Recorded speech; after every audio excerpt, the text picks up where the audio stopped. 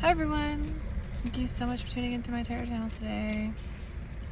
I'm in kind of a noisy area, so people are, when people like double, triple lock their cars because they're like OCD. I mean, I do the same thing, so I can't complain, but it's like sort of one of those things where you're like, why are we doing this to everyone? I've been watching a bunch of readings and observing a lot of energy and observing my energy for the last 2 days or 48 hours, and I think a major theme with the collective here is learning about assertion and empathy, like in conjunction, I'm aware that I don't have like a following. I'm aware that I'm like talking to myself and maybe like 3 people.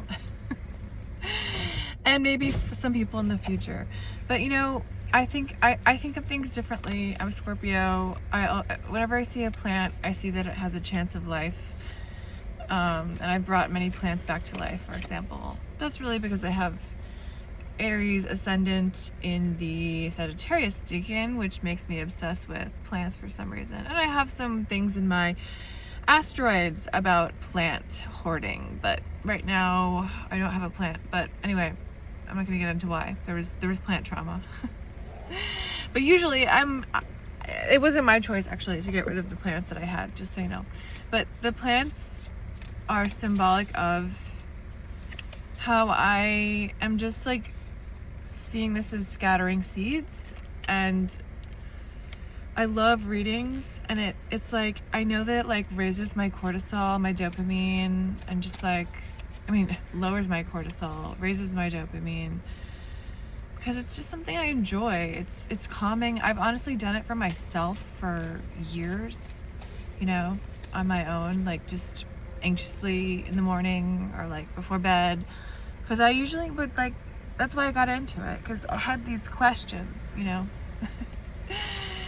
about what was going to happen, and I was anxious about what was going to happen, or things from the past. Why did this happen? Or even just like current situations that I didn't understand, or people. So I'm saying that, like, I'm so glad you're watching, if you're watching. And thank you so much for watching. And if you just watch a couple minutes, that's really special for me too, and I can feel your energy.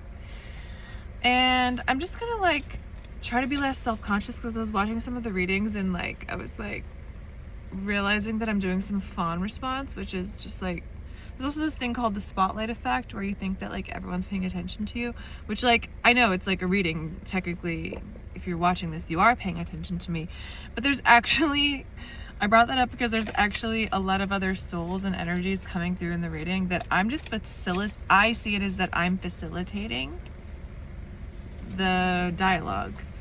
So it's really not, I'm trying to be empty, and it's really not my show. It's like other people, I'm like trying to be the ringmaster for the show for others. So I've had like some dual experiences in the last 2 days that made me see some energy that you are coming up against, because if you're watching this, you're tuned into my energy based on what I have been obsessively researching in terms of mirror neurons.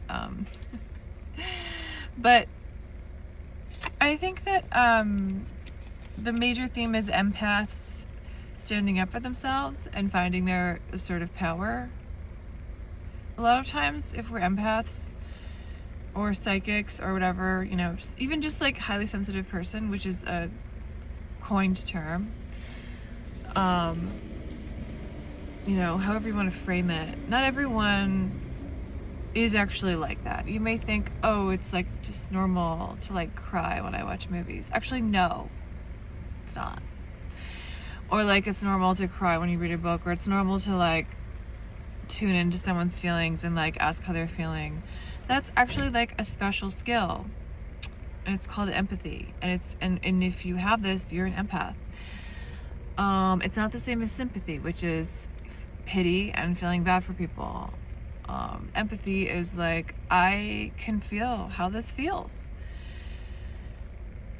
So I think a major trap for people, which is a word that I was not planning on saying here, is that you're getting into situations where You're feeling like you've in the past been victimized by people who were like crazy, out of line, yelling, but then you're in situations where people are maybe doing things where you have to set a boundary.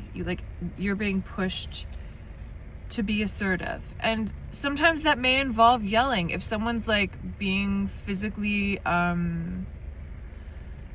like if someone's getting up in your physical space or like trying to harm you, yeah, like you that's a situation where you might say like, hey, get the F away from me right now, or like there'll be consequences. I don't know how you deal with conflict, but you know,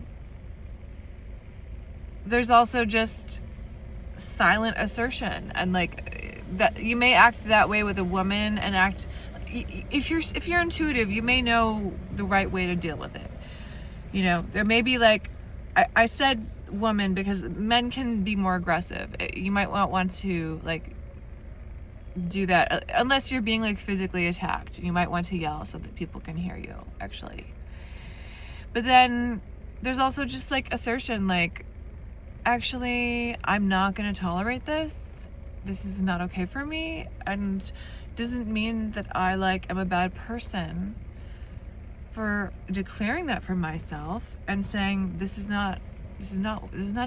Because empaths can either be spat out of the environment because it's too toxic, or they can change the environment. They can, a lot of times they'll go in to a toxic environment and try to change it and see they can't, and then they'll either be ejected by natural like forces, or they'll leave of their own accord, or they'll just be like, time to go. Like their spirit guides will be like, time to go, like if there's like danger, or like, you know. But that's actually why a lot of empaths get stuck in sticky situations, because they're actually trying to help in some higher reason, in some higher way. I know that's why I worked in inner city schools for years, which sounds rewarding, and I did it for the reason of helping people who are disadvantaged and bringing arts to those places, which I care deeply about. But that was just exactly what happened in those environments. Like, you can't change a broken system. And I believe a lot in, you know, sort of different education. Like I really like the Sudbury School, for example. If you want to look that up, I'm not going to explain. Well, it's just basically individualized learning. I teach in a different way. I teach in a relational way, and it's like I haven't taught for years now, because it became just exactly that it's a microcosm, and there's people who are like mentally ill, there's people in the administration who are like have illnesses or acting badly because of them, or you know, the people have crazy stuff going on, domestic stuff, whatever. It's all being brought into the place, and this is true for all workplaces. But with the setup with the school, it's like there's these expectations on the teacher to make it perfect, and I was just like, that's not actually possible with these variables. You may have had some variables recently where you were like, okay, and in Hinduism this would be called a lila, which is like, here's the set of circumstances, and here's the sort of play of reality that can happen with this set of circumstances. Sometimes it's dark and evil, sometimes it's wonderful and lovely, and it's like, you know, it's sort of like a science. Yeah, it's a science experiment. We've got these variables, we've got these kinds of people at the table. One's really sensitive and one says really crummy things. What do you think's gonna happen? That person's gonna cry and leave the table probably at some point. Okay, that's just like a basic example. But I feel like you've had a couple situations in the last couple days, because I have, and I feel that I am feeling some pain body stuff with you. Done some research on poppets lately, so I don't have a poppet, but I see myself as a poppet here. If you've ever researched witchcraft, not devil worship, nature worship. But a poppet is it's like a doll that acts, you know, it's sort of like a voodoo doll, but like for positive, you can do for positive things, like, you know, say you want to go into a different room in your life, which I mean in the Carlos Castaneda way of like a different consciousness, or in the Aldous Huxley way of a different window of perception. You know, you want to go into a different room, then you have to change some things, and it may take time. I read all of those books, but I was in my, I think, 20s, voraciously, and they're all pretty much the same. It's just Carlos Castaneda, who you should definitely read, going to like parts of, I think, Mexico and just Central America and tripping on peyote and similar drugs, like natural drugs, with a shaman. And he talks about perception, and that, it is adjacent to Aldous Huxley, who uses like more like drugs, but I like Carlos Castaneda because it's natural, and it's like more like he's being guided by a spiritual guide, you know, and I believe in that. I believe in that kind of healing. I mean, I think that's what therapy is, and even just what going to a doctor is. It's like finding someone to guide you, because your body is serious business, and if you don't like that doctor, it's like not gonna work. Just a side note. Feeling a lot of tension. Like, okay, so I'm just feeling like there's been people who've tested you. They were really toxic in the last couple of days. Maybe like tested your boundaries, brought up some old issues, and you were like, no. Actually, you were just like,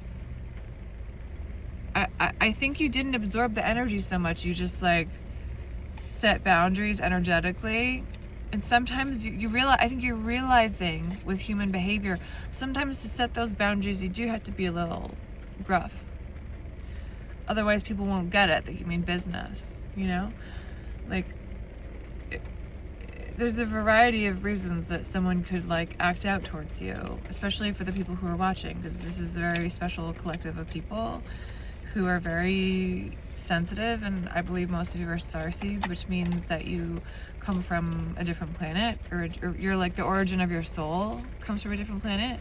Like, you've had lifetimes on other planets, basically, which isn't that far out of an idea. I mean, because it's statistically unlikely that there are no other planets with life in this universe or other universes. It's just impossible. There's no other life, and I'm sorry. I mean, first of all, we only know like 5% of matter. The rest of it is dark matter. So if that's the case, then we don't know what the F is out there. And I believe in reincarnation, so this is like a rebirth for you. And the universe is bringing these situations, Spirit is telling me, because it's like a test now. It's like these were old traumas. There were aggressive people. There were rude, cruel people in the past. I don't know who they were. You fill in the blank here. There was abusive stuff. There was boundary crossing. There were pushy, mean people for actually seemingly no reason. And you had to, first of all, distance, and then realize actually none of it's about you. Like, people project for all sorts of reasons. Sometimes women just get negative attention for just being a woman. You know, they can have a lot of aggression thrown towards them just for having a beautiful face, for example, by a man or a woman. Or there's ageism. A lot of women don't like younger women. That can be a place of aggression. A lot of men feel that putting down a woman who's beautiful is a powerful position. So, I mean, it's just our society is inherently sexist, for one thing, and you'll never hear me not say that. But sorry, that's me. That's not my guides. Whenever I go into my sort of shadow side, which I'm happy for you to see, I have a lot of negative stuff because I'm a Scorpio. That's not me. That's my guides. I mean, that's me. That's not my guides. My guides are telling me that these situations are like part B. It's like, what are you gonna do now? Aggressive bully in your face, trying to touch you, trying to get in your space. What are you gonna do now about it? Huh? I think this time you didn't tolerate it. I don't think you got physical, but I think you went to some position of authority immediately, and were like, this is not acceptable. And I think it happened maybe 3 times, because I believe in the rule of 3. Things come in 3s, and whatever we put out comes back in 3s. I'm not saying you're putting out a certain energy that's making this happen. I think it's old stuff that is in the subconscious, that like you're actually putting out the question to heal this right now, is more what it is. You're putting out, hey universe, I want to work on this subconsciously so that you can feel secure and powerful. I think you handled it really well, these 3 situations. And if you want to write them below, I would love to hear what they are within the past 3 days of people coming against you. I'm seeing 1 for each day, but it could also be grouped together because people have different timelines spiritually. When I look at your energy for this reading, I feel like you've put a lot of focus on other people and like relationships and like family and like what people think, and also worry, and I feel like now when something bad happens, you may like perseverate or like fixate on how you could have like made it not happen, but also how you can make nothing bad ever happen again. And part of that is good. We want to learn from the things and start ourselves up for success. But I want you to actually focus on just like calming your nervous system and breathing, because that's how you're going to find ways to not be in situations. Spirit's telling me it's not to say that you'll never be in situations where there's conflict or aggressive people, or like, we just went to war with Iran, so I don't know how that's avoidable, that like there will be no aggression in the world, there will be no conflict. Abraham Hicks likes to say that with every new manifestation, there's a new set of contrast. So, but I'm saying that you're handling it in a different way, and people are noticing. And you're not like a Karen. You're not like, it's not acceptable. You're like, excuse me, I will not tolerate this. I will not, like, if this happens again, like, there will be consequences. I'm hearing kind of like serious stuff. But it's like some sort of Joan of Arc energy. I love Joan of Arc. Reading about her. I believe was she a Libra maybe? Or like a Pisces? I don't know. I feel like I've looked at her chart before. I really connect with her, and maybe she's coming through in this reading. I really connect with her, like, just energy, her archetype. And if you don't know, Joan of Arc in the like 1400s, I believe, led an army for like sort of a revolution for the people against like a French toxic regime. I believe it was the 1400s, and then she was burned at the stake. Lovely, right? But she cut her hair short like a boy and like had these literal visions that led the army, and she was pretty wild. I mean, I think that you are having some visions of like how you would like things to be, and my guides are telling me to like that you need to slow down like a lot.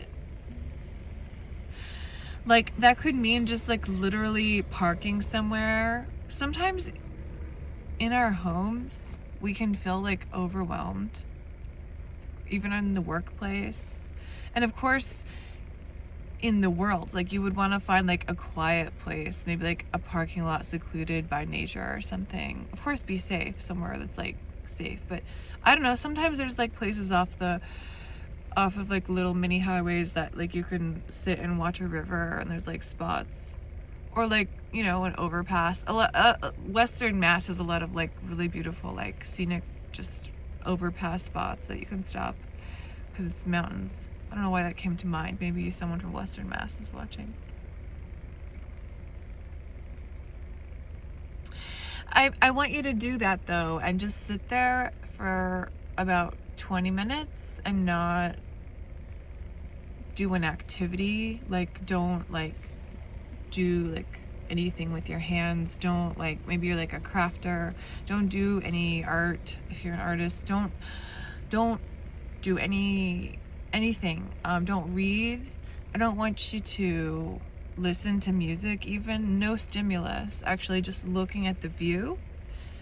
Sorry, my eye is sort of ruined by my goggles are broken, so there was water leaking in while I was swimming today. But this is actually called darshan, which is something from Buddhism that one of my favorite poets, Gary Schneider, likes to talk about. He's a beat poet from the 60s who turned, a lot of those guys got really into sort of Zen stuff from a hippie beat angle. And he wrote about like just sitting and like looking at a mountain as being darshan, like taking in beauty as being like mindfulness is what it is. Okay, I want you to do that. That's sort of your assignment, because I think that we all get so caught up in gotta do this, gotta do that, and then it's actually dangerous. You know, we want to be really present in what we're doing, because just want to be aware. If the more aware we are, the more safe we are. You know, the more calm we are, the more clear thinking we are. And I'm not saying also don't like have your emotions. Go have your emotions in a safe place. Like, do not drive with these intense emotions. It's not safe. Find a place in your home where you can be quiet. And I like sometimes maybe the bathtub is really nice. I think I just had a very also, this may have also happened to you, since I see myself as the puppet for this collective. So you may have watched a film recently where you had an emotional release from an old hidden subconscious feeling. I often express things that are buried by watching movies, and I don't even know what drew me to the movie, but then something happens in the plot where I'm like moved and it hits some deep like emotional pain that I haven't looked at. And I was watching this film called Fancy Dance, which you should watch, and it's actually with the woman who was in that movie with Leonardo DiCaprio called I forget what it was called, but it was about Native Americans, and it was really good. It's like something with the moon in the title. It was really, really good. And this was another movie, but different time period, but it was also about Native Americans, and it was just so well done and moving. And I danced a lot when I was young, so until I was like 15, 16, and I moved to a different part of the state. But I used to do a lot of like dance classes and stuff like that growing up, all kinds, a lot of like modern, I guess, towards the end. Then I just like gave that up. I mean, no, I guess I did do like musical theater dance, but I got more into yoga and other things, and but I was really into dance growing up. I did ballet like every week for many years, and jazz, and had a friend who we would sign up for classes together and just do like character dancing, or like, I don't know, we tried hip hop. It was really hard. I don't know, I was kind of just like, I just like loved the sort of imaginative, creative part of it. So the expressive part of it. Why am I telling you this? Because in Fancy Dance, in the end, the girl, she learns some tragic news. They both do, about a family member that has passed on, that they've been looking for the whole movie. And they do this dance at this powwow that's like for people who are murdered and missing in the tribal nation. And it's like a physical release of energy and sort of like acceptance, and like it was just so moving. And really it was about like loss and like moving the body through abandonment and loss and pain. Such a good movie. I'm gonna cry if I keep talking about it. If you're crying like that when you're watching something and it like comes out of nowhere, like it's not from a place of like you're so depressed and you're like wrong.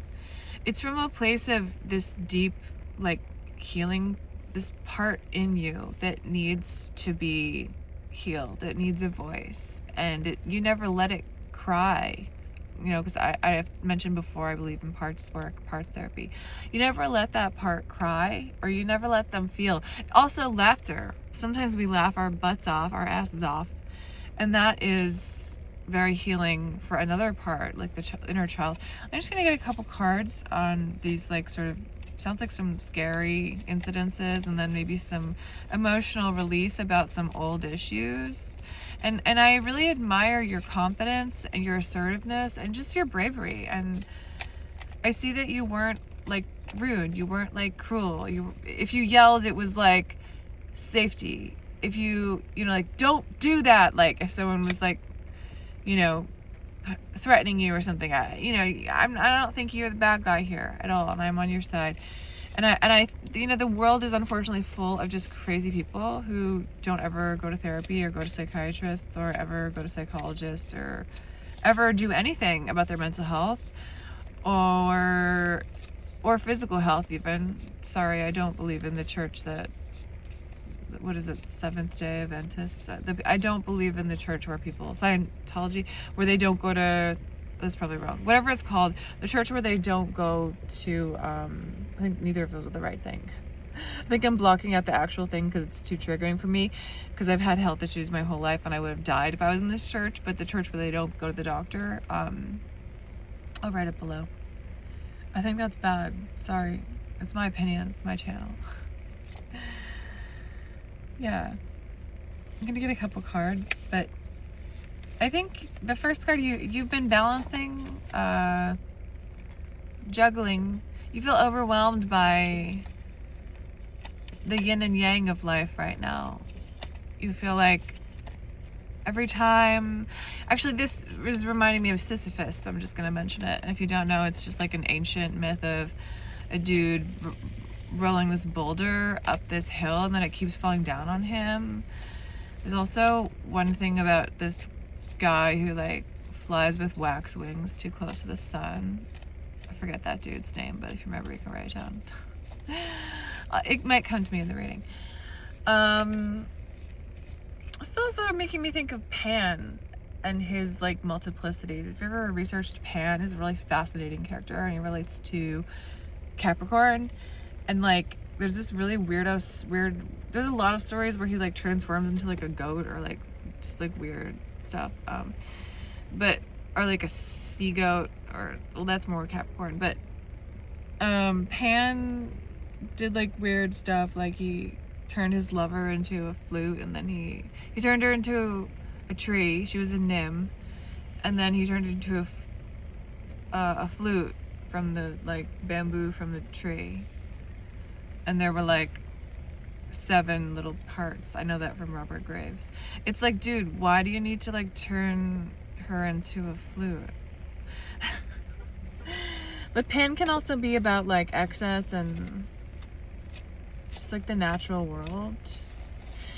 For some reason I'm thinking about that. Remember when that crazy thing happened when those people had all that money, they wanted to go to the Titanic, and they made this like ridiculous, like, okay, I am not a scientist, but just my basic knowledge of physics from what I've researched on the internet, I was like, this is the worst idea. When they like went in that little mini submarine down, I was like, this is gonna explode. I knew it was going to. I just was like, they're not accounting for the pressure of the ocean, and these people are mentally ill, and this is a horrible disaster of people with money being delusional. I have a business degree and I have 2 art degrees. I do not have a science degree, and I called the shots on that. I was like, this is wrong. It just shows you that people can be so caught in what they want to do that they don't hear anyone. They don't hear reality. They don't even hear math. I think maybe you've had like a breakup recently that was painful. Not just with like, I think just with an old life, with like a lot of people. Like, I think you maybe like really changed in your energy. Maybe you did some like routines for your body for a long time that like changed the baseline of cortisol, which is like really amazing, and I'm proud of you for doing that. You know, that's what relates to the plant that I talked about in the beginning. Like, we can always, there's always just like a glimmer of hope. There was a song when I was in, this is so ridiculous, but I'm gonna sing it. There was like, I went to an elementary school that was like, all the teachers for some reason were like, or not all of them, but a lot of them were like, just like kind of hippies, and definitely the music and art teacher like had PhDs in art and music and were like insane and like obsessed with like just like theory about how children learned, and that it was like incredibly free. It was definitely a good, like, it felt like a Montessori school in retrospect. I think it was just because I was in a location where people were innovative with education. I didn't feel that way about my middle school or my high school, really.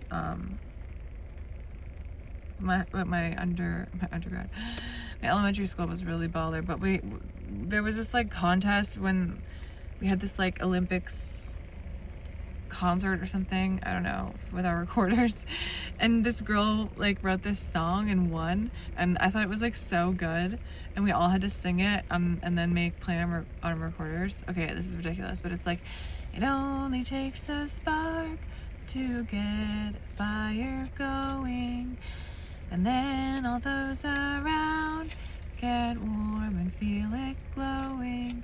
That's how it is at our school. Once you've experienced it, it's lots of fun. Blah, blah, blah, blah. Want to pass it on. I feel like the melody is stolen from something, which is that 8-year-old should have gotten copyrighted. But, I mean, it's pretty good, right? And it's stuck in my head this whole time. So that song is just for you. That, like, there's a spark in you. Like, whatever you've been through, like, I can feel like there's a spark of energy. So, like, don't give up, okay? It only takes a spark to get a fire going. And then you're gonna, once you get that going, it's almost like rubbing those little pieces of rocks together. If you're, like, ever gone camping, to make fire, or like flint or kindling, if you go and they make you search for kindling. I used to go to summer camp every summer. Kindling is this small branches that makes the fire start. It only takes a little impulse. So I'm saying, if you've been in a frozen place or like a dark place, you know, just lean into that little spark and that little magic there. I'm going to sing you another song from my childhood, but King of Pentacles. I think you're coming into a time I'm seeing as a seer, and my guides and Mother Mary is telling me, because she's very concerned with practical daily matters, that you are coming into a time within the next couple years of your career, of your true career path. Not just like some job. You may have to have a job while you do it, while you figure it out, but like something that you really are passionate about, that is grounded. It's very grounding for you and others, and it uses your sovereignty that you've learned out of, and honestly, this is sort of power that you've been delving into with these people is gonna kind of be your career. I don't know what that means. Maybe it's like you come into locations as the empath and you're like, this is not right, and you get paid as a consultant. It sounds like an amazing job. Or maybe you like have like a specialty skill, like, I don't know, even just HVAC could be a specialty skill. Or like some people are trained to like, you know, work on specialty clocks or whatever. I'm just seeing like the money situation is going to get better, and I want you to like take the load off, because it's going to be like more sovereignty, and also there's just going to be more resources. Like you may have just been in like a dry spell, you know, it's like nature. Sometimes there's just like a drought. You're just going to like wait it out. Feast or famine. But I was going to sing this song from my summer camp. I don't know if I can remember it. It's so beautiful. It's about like days done. We would all sing this as okay, imagine a camp of like maybe 150 kids, maybe a little more or less than that, and campers. I mean, kids and counselors and like administrative staff and like whatever, cooks or whatever, everyone, all holding hands on this huge field. This will show you what a hippie I am. I went to this camp for many, many summers and was obsessed with it. It's in Northeast Connecticut. We would all hold hands. Everything you had to hold hands. I like how this is pre-COVID. They didn't give us an option, and it kind of forced you to like people, because there may be people in your cabin that you didn't like, but in the moment you had to just hold hands with whatever. They would like blow a whistle and be like, everyone hold hands. We're doing it now. So you had to hold hands with whoever was around. And it also formed community with, and you know, that sense of touch can be really spiritual with just maybe counselors that you were like, I don't know if I trust them. Holding hands is so special. Here's a song. We would sing it as the sun was going down, or if it was already pitch black. And sometimes at the end of like a dance, we'd have these like dance contests and stuff, or like skits where people would perform, and it would go on for hours. And sometimes at the end, yeah, they would, I mean, always at the end, it would be dark outside, but they would round everyone up and we would sing, and it was so peaceful. And I'm just singing it for you, because as you go forward in these situations, I want you to retain that inner peace. You know, don't let people ruffle your feathers. Stand true like Joan of Arc. Stand in your power. Stand in what you know is right. And here's the song. Day is done, gone the sun, gone from the lakes, from the hills, from the sky. All is well, safely rest. God is nigh.